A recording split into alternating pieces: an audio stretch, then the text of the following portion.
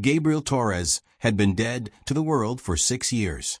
At least, that's what he told himself every morning when he woke to silence, so complete it felt like a physical weight pressing against his chest. His ranch sat 15 miles from the nearest settlement, perched on a plateau where the wind carved stories into red rock, and the only company came from 3 horses who'd learned not to expect conversation. But on the night of November 3rd, 1874, that silence shattered like glass under a hammer. And Gabriel Torres would be forced to remember that some choices you make don't just change your life. They define whether you deserve to keep living it at all. The storm had been building since sunset. Gabriel sat in his workshop, hands moving through familiar motions as he repaired a saddle that had cracked along the pommel. He'd become good at fixing broken things. It was the one skill that translated well from his old life to this new existence. Outside, thunder rolled across the plateau like distant artillery, and for a moment, just a moment, Gabriel was back in Virginia. Back when thunder meant something other than rain. That's when he heard it. Not thunder, not wind, but the unmistakable sound of someone pounding on his front door with the kind of desperation that comes right before dying. Gabriel's hand stilled. The leather slipped from his grip. In 6 years, nobody had knocked on that door. Not travelers who'd lost their way. Not neighbors checking on the hermit. Nobody. He'd made sure of that. Posted signs. Spread rumors. Done everything short of building a wall to communicate one simple message. Leave me alone. The pounding came again. Harder this time. Accompanied by voices speaking in rapid, urgent tones. Women's voices. Speaking Apache. Gabriel felt something cold slide down his spine. Not fear exactly. More like recognition. Like his past had finally tracked him down and was demanding entry whether he wanted it or not. He moved to the cabinet where he kept his Winchester, checking the load out of habit even though he knew exactly how many rounds were chambered. 15. Always 15. Enough to handle trouble. Not enough to go looking for it. Please. The word came through the thick oak door, spoken in English, but wrapped in an accent that made each syllable sound carved from stone. We know someone lives here. We can see your lamp. We need shelter. Just for tonight. Gabriel approached the door slowly. Through a gap in the shutters, he could make out shapes huddled on his porch. 10, maybe 12 people. All women, from what he could tell. Soaked through from the storm. Some leaning on others for support. One holding something wrapped in cloth that moved slightly. A baby. Who's chasing you? Gabriel called through the door. Because, in his experience, people only ran this hard when something worse than weather was behind them. Silence. Then the same voice answered, choosing her words carefully. Men who believe Apache women have no right to say no. Men who think uniforms give them permission to do whatever they want. Men who will kill us if they find us, because dead women tell no stories. Gabriel closed his eyes. He knew exactly what kind of men she meant. He'd served with some of them, had watched them operate in territories where official records were rarely kept and unofficial atrocities were easier to bury. Good men didn't hunt women through storms. Soldiers with honor didn't chase groups that included babies. His hand moved to the iron bar, securing the door. 6 years of rust fought against his muscles as he lifted it. 6 years of isolation about to end because somewhere in the dark machinery of his conscience, a gear had started turning again. He'd thought that part of him was dead. Turned out it was just sleeping. The door swung open. What Gabriel saw made his jaw tighten. 10 Apache women stood in the rain, ranging in age from maybe 60 down to 16. Their traditional dresses hung in tatters. Some stained with what was definitely blood. The oldest had a gash across her forehead that was still bleeding. The youngest clutched that bundle, and now Gabriel could see tiny fingers emerging from a cloth. Alive, but barely. But it was the woman who'd spoken that held his attention. She stood slightly apart from the others, her spine straight despite obvious exhaustion. Blood trickled from a split lip, and her left arm hung at an angle that suggested broken ribs underneath. But her eyes, dark and absolutely unafraid, met his without flinching. "I am Nalin," she said. These are my sisters, my daughters, my people. We have been running for 4 days. If you turn us away, we die out here. If you shelter us, you become our enemy's enemy. Either way, this decision will cost you. So choose quickly, because they are maybe an hour behind us." Gabriel looked past her at the storm, at the darkness beyond his fence line, at the life he'd built on solitude and silence. Then he stepped back from the doorway. "Get inside. Quickly." They moved like shadows, filing past him into the warmth. Gabriel watched them spread throughout his main room, some immediately tending to the wounded, while others positioned themselves near windows with the practiced efficiency of people who'd done this before. These weren't helpless refugees. These were survivors who'd learned to fight back. Nalin entered last, and as she passed, she spoke quietly. "The men hunting us call themselves soldiers. They wear uniforms from Fort Benson. But what they do has nothing to do with orders or duty. Their leader is Sergeant Clayton Moss. He has been raiding Apache settlements for 8 months, claiming we are hostile. But his real mission is silencing anyone who might report what kind of man he truly is." Gabriel closed the door, sliding the bar back into place. "How many are coming?" 6 rode with Moss when they attacked our village. Maybe more now. He sent riders for reinforcements after we killed 2 of his men and escaped." She paused, studying his face. "You are wondering why we came here. To your door specifically." Gabriel had been wondering exactly that. His ranch was off the main trails, hard to find unless you knew where to look. "How did you even know I was here?" "Because 6 years ago, a cavalry lieutenant named Gabriel Torres left Fort Benson under circumstances that were never fully explained. The official story said you resigned your commission.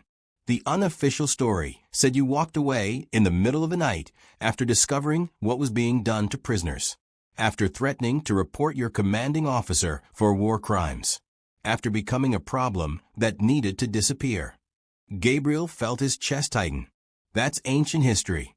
History is never ancient when it's still killing people," Nalin replied. "Sergeant Moss served under your old commander. He learned his methods well. And when we needed to find someone who might actually help us, someone who'd already proven he valued honor over orders, we asked the right questions. The Apache talked to the Navajo. The Navajo talked to the traders. The traders talked to everyone. We found you. Outside, the storm was beginning to ease, which meant visibility was improving, which meant whoever was chasing these women would be moving faster now." Gabriel moved to his weapons cabinet, pulling out rifle ammunition and his spare revolver. "You said you killed 2 of Moss's men. How?" One of the younger women answered, stepping forward. She couldn't have been more than 20, but her eyes carried the weight of someone much older. "I put a knife through the first one's throat while he was busy trying to tear off my sister's dress. Nalin shot the second one when he came to investigate the noise. We took their weapons and ran." Gabriel distributed ammunition among the women who clearly knew how to use it. "Moss won't come alone. He'll bring enough men to make this look legitimate. Probably claim you're dangerous insurgents. Kill everyone, burn the evidence, report a successful operation against hostiles." "We know," Nalin said. "That is why we brought the fight here. To you. Because this ranch sits on high ground with good sight lines. Because you have resources we don't. And because a white former cavalry officer fighting alongside Apache women sends a very different message than Apache women dying alone in the wilderness." Gabriel understood. She'd turned him into a witness, a participant, someone whose involvement would raise questions that couldn't be easily buried. It was clever, ruthless, and it trapped him just as thoroughly as if she'd put him in chains. "You could have warned me," he said quietly, "given me a choice. I gave you a choice when I knocked on your door. You made it when you let us inside." Before Gabriel could respond, one of the women at the window hissed a warning. "Riders, coming from the north." Gabriel moved to the window, peering through the shutters. In the fading stormlight, he could make out shapes on horseback. 6 men riding in formation, moving with military precision. They stopped about 200 yards from his fence line, just out of easy rifle range. Smart, professional, dangerous. A voice called out across the distance, amplified by the wind. "This is Sergeant Clayton Moss, United States Army. We're tracking dangerous fugitives wanted for murder. We have reason to believe they sought shelter here. Send them out, and there'll be no trouble." Gabriel felt Nalin move beside him. She was watching the riders with the intensity of a hawk studying prey. The one in front, that is Moss. The man to his right is Corporal Davies. He held my youngest sister down while Moss raped her. Then he slit her throat because she wouldn't stop crying. Her voice never wavered, never broke. But Gabriel heard the steel underneath. This wasn't just about survival. This was about justice that the law would never deliver. "How old was your sister?" he asked. 14. Gabriel closed his eyes briefly. When he opened them again, something had shifted. The part of him that had died 6 years ago when he'd walked away from Fort Benson, when he'd chosen silence over speaking truth, when he decided that survival mattered more than righteousness. That part wasn't quite as dead as he'd thought. "Here's what's going to happen," he said, his voice carrying the command tone he hadn't used in years. "Moss expects to find frightened women, and maybe one sympathetic rancher who'll hand them over to avoid trouble. Instead, he's going to find a fortified position with multiple armed defenders. That will make him hesitate. He'll try negotiation first, because a shootout raises questions he doesn't want to answer." "And then?" Nalin asked. "Then we give him a choice. Ride away and live, or push forward and die. But first, I need to know something. That baby, the wounded, the older women, can they fight if it comes to that?" Nalin's smile was sharp enough to draw blood. "Every woman here has killed at least one man. The baby's mother put a hatchet through a soldier's skull. The oldest among us, that is my aunt. She has more confirmed kills than you probably managed in your entire military career. We are not victims waiting to be saved. We are warriors who chose this ground for a final stand." Gabriel absorbed this, reassessed everything he'd assumed. These women hadn't stumbled to his ranch by accident. They'd led their hunters here deliberately, turned his home into a killing ground, used him as both shield and sword. "You're not running," he said slowly. "You're setting a trap. We have been running for 8 months, watching our families die, watching our villages burn, watching men like Moss grow bolder because nobody stops them. Tonight, the running stops. Tonight, we make sure that even if we die, the truth survives. Because you are that truth, Gabriel Torres. A decorated cavalry officer defending Apache women against corrupt soldiers. That story spreads. That story changes things." Outside, Moss was growing impatient. "Rancher, I'm giving you one chance. Send out those fugitives, or we'll come in and get them. Your choice." Gabriel looked around his main room, at the women who'd turned his sanctuary into a battlefield, at the baby sleeping peacefully despite the violence brewing around it, at Nalin, who'd gambled everything on the hope that one broken soldier might still care about honor. He'd spent 6 years hiding from the world, 6 years telling himself that silence was survival, 6 years lying to himself about whether a man could live with cowardice as long as he lived quietly. Looked like tonight he'd find out if he'd been wrong about everything. Gabriel Torres moved to his front door and called out into the dying storm. "Sergeant Moss, the women you're hunting are under my protection. You want them, you'll have to come through me." The silence that followed felt like the entire world holding its breath. Then Moss's laugh echoed across the plateau. Cold, confident. The sound of a man who'd gotten away with murder so many times he'd forgotten it was possible to lose. "I was hoping you'd say that, Lieutenant Torres. Been a long time since the fort. Heard you went soft. Guess we're about to find out if that's true. Boys, let's show these Apache lovers what happens to traitors." 6 rifles raised in unison. The sound of hammers clicking back carried on the wind. And Gabriel Torres discovered that dying for something felt a lot different than dying for nothing. The difference was, this time he'd die as the man he used to be before fear convinced him that survival mattered more than his soul. If you were in Gabriel's position, would you have opened that door? Would you have chosen silence and safety, or truth and violence? Tell me in the comments. I need to know. Because what happens next will test everything you think you know about courage. The first shot shattered his front window.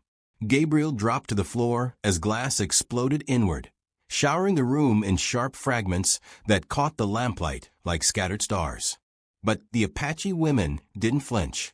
They moved with fluid precision, taking positions they'd clearly planned before ever reaching his door. Nalin appeared beside him, her rifle already tracking targets. They will probe our defenses first. Test our resolve. Moss fights like a man who has never faced real resistance. He expects fear. Let us show him what he actually found. She fired once. Clean. Precise. 200 yards away, one of Moss's riders jerked backward in his saddle, clutching his shoulder. The man didn't fall, but his rifle clattered to the ground.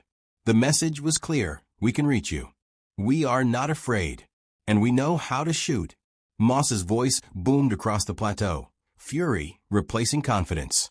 Burn them out. I want that building on fire in 5 minutes. Gabriel watched as 2 riders broke from the group, circling toward his barn where he kept lamp oil and hay. Standard tactics. Smoke them out, shoot them as they flee. He'd used the same strategy himself during the war. It worked because most people chose temporary suffering over permanent death. But Nalin had said these women weren't most people. She whistled once, a sharp sound that cut through the gunfire. 2 Apache women who'd been waiting near the back windows moved like ghosts, slipping out through a door Gabriel hadn't even realized they'd unlocked. They disappeared into the darkness beyond his barn, and for a moment, he lost track of them completely. Then screams erupted from near the barn. Not the screams of women, but the hoarse, terrified sounds of men discovering they'd walked into something unexpected. One of the rider's horses bolted, its rider clinging desperately to the saddle as the animal fled into the storm. The second rider managed 3 more steps before he simply collapsed, his body folding like someone had cut his strings. The 2 Apache women materialized from the shadows, dragging the fallen rider's body out of sight. Efficient, silent, absolutely terrifying if you were on the receiving end. Moss had brought 6 men. Now he had 4. And the night wasn't even half over. Gabriel heard the sergeant's voice again, but this time it carried an edge that hadn't been there before. Uncertainty. Fear. What the hell are we dealing with? Good question, Gabriel thought, because he was wondering the same thing. These women had spent 4 days running, were wounded and exhausted, and yet they moved like a coordinated military unit. They'd turned his ranch into a fortress without him even noticing. They'd anticipated Moss's tactics and counted them before they'd fully developed. Who are you really? He asked Nalin quietly. I mean before the village. Before Moss. She smiled, but there was no humor in it. My father was a scout for the U.S. Army. He taught me to read English, to understand military tactics, to think like the soldiers who would one day become our enemies. He said knowledge was the only weapon they could never take from us. He was right. When Moss came to our village, we knew exactly what he was. We knew exactly what would happen, and we have been planning this response for 8 months. You let them chase you, Gabriel said, understanding dawning. You could have disappeared into the mountains, could have scattered and regrouped, but instead you led them here. Why? Because scattered refugees die quietly, but a coordinated resistance that kills U.S. soldiers and survives to tell about it, that changes the narrative. That makes people ask questions. That turns victims into warriors and warriors into legends. Stories matter, Gabriel Torres. Stories are how the powerless become powerful. Another rifle shot cracked from Moss's position, but it went wide, embedding itself in the doorframe. Panic fire.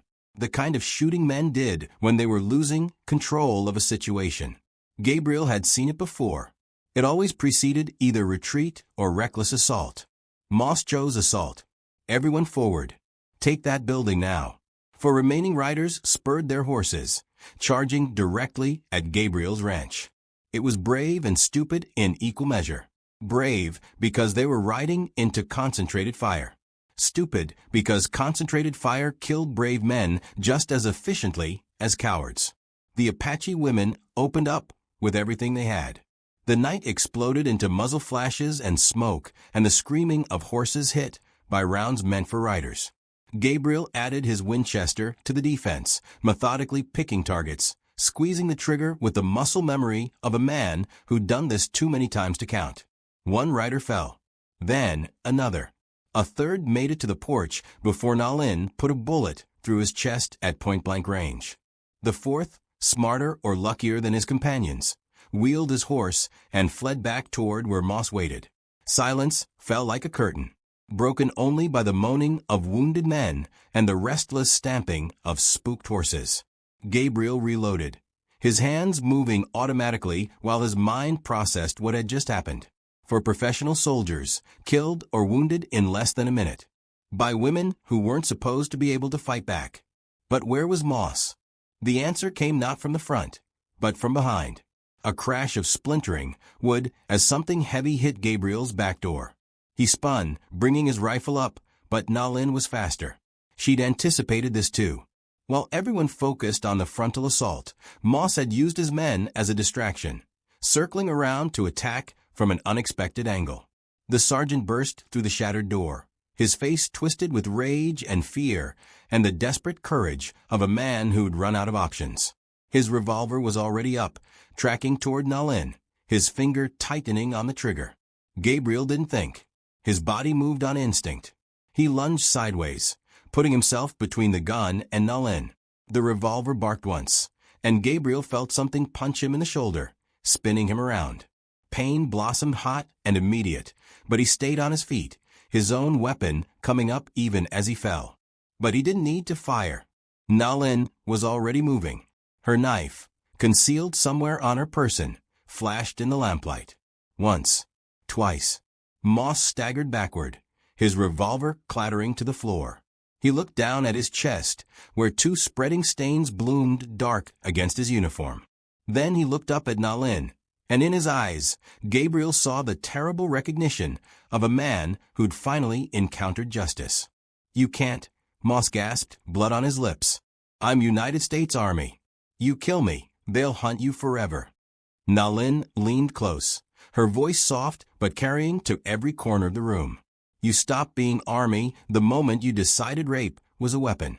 You stopped being human when you murdered children. And you stopped mattering at all the moment we decided to fight back. Die knowing this. Your name will be remembered only as a warning. A cautionary tale about men who mistake power for invincibility." Moss died with his eyes open, staring at something only he could see. Gabriel pressed his hand against his shoulder, feeling warm blood seep between his fingers. The wound wasn't fatal, but it hurt like hell. Nalin was beside him immediately, her hands surprisingly gentle as she examined the injury. "You took a bullet meant for me," she said quietly. "Why?" Gabriel wasn't sure he had a good answer. Or maybe he had too many answers. Because 6 years ago, he'd walked away instead of standing up. Because his wife and daughter had died while he was busy choosing survival over honor. Because sometimes a man gets one chance to prove he's worth the space he occupies on Earth. "Because you were right," he said through gritted teeth. "Stories matter. And this story needs witnesses who'll tell the truth. Can't do that if you're dead." Nalin nodded slowly. Then she raised her voice, speaking to her sisters in Apache. They responded immediately, moving with purpose. Within minutes, they'd secured the perimeter, tended to Gabriel's wound, and begun the grim work of dealing with the bodies. Outside, dawn was beginning to break. The storm had passed, leaving behind that peculiar clarity that comes after violence. Clean air and clear skies, and the kind of silence that felt like the world resetting itself. "What happens now?" Gabriel asked. Nalin looked toward the horizon, where the sun was painting the clouds in shades of gold and blood. "Now we ride to Fort Benson. Together. You and I, and these women who aren't supposed to exist. We walk through those gates and we tell our story to anyone who'll listen. We show them Moss's body and his men's bodies, and we demand justice. Not mercy. Not sympathy. Justice." "They won't want to hear it," Gabriel warned. "Easier to bury this." blame it on hostile Indians and a disturbed former officer. Perhaps. But easier is no longer an option. We have made it impossible for them to look away.